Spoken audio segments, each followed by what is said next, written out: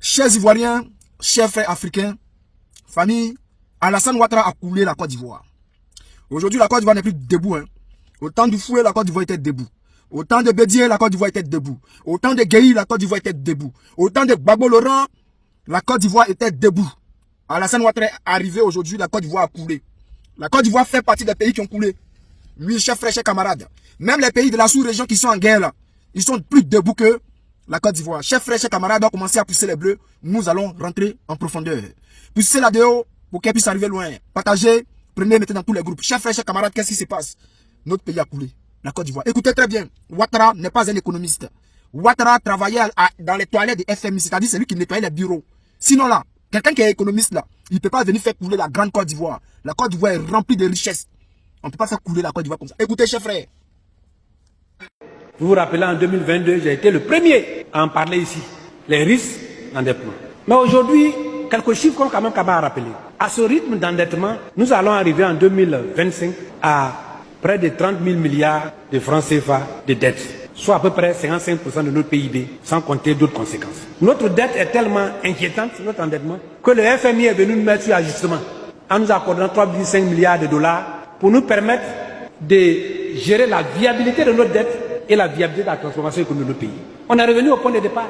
Or, tout le monde sait que le FMI ne fait pas ses prêts sans conditions. Les premières conditions, on ne nous dit pas. Dans quelques jours, là, ils vont augmenter le coût de l'énergie à 20%. Dans quelques jours, je voulais défier qui peut se dire. On a déjà dit aux entreprises, envoyez-nous l'impact sur votre structure. C'est déjà décidé. Hein? Or, qui dit augmentation du coût de l'énergie, dit impact sur toutes les activités socio-économiques du pays, qui va venir se greffer sur la cherté de la vie.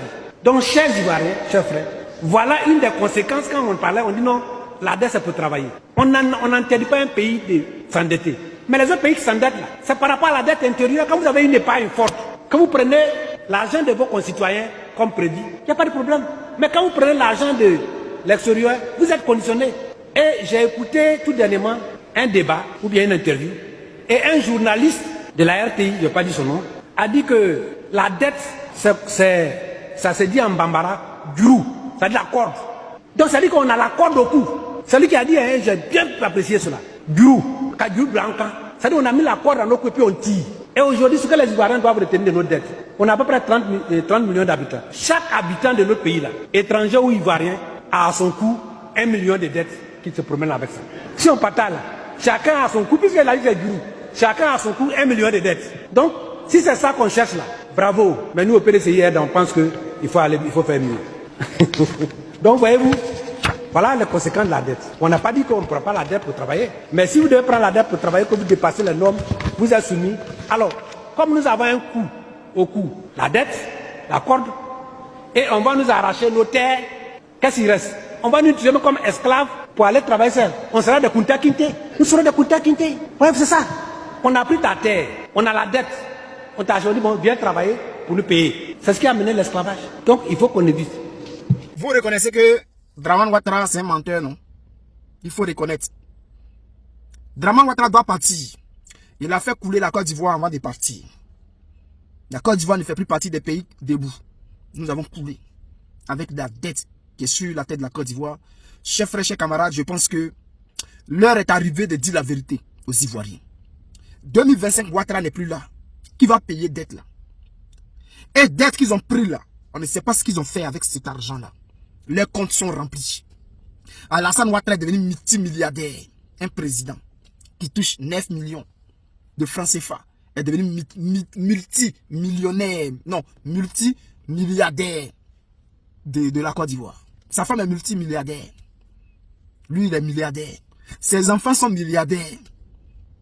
Là, des dettes là, qu'ils prennent là, on ne sait pas où ça va. La Côte d'Ivoire est endettée.